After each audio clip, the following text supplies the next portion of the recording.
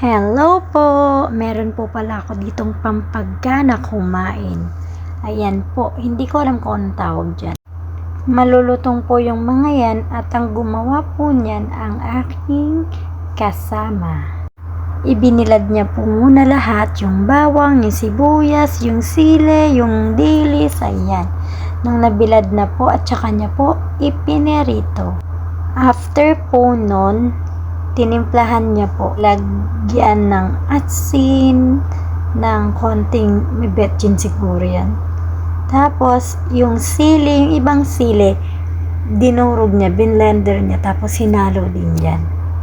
Ang sarap po niyan, promise. Gaganahan ka po talaga kumain, kahit gulay lang yung ulam mo na walang sahog.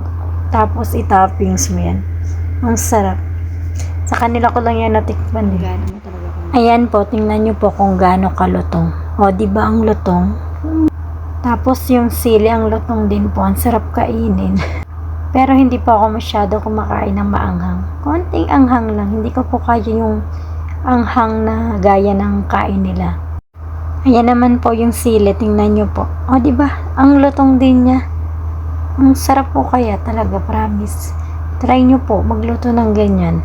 Tipid sa ulam. Thanks for watching. Bye-bye!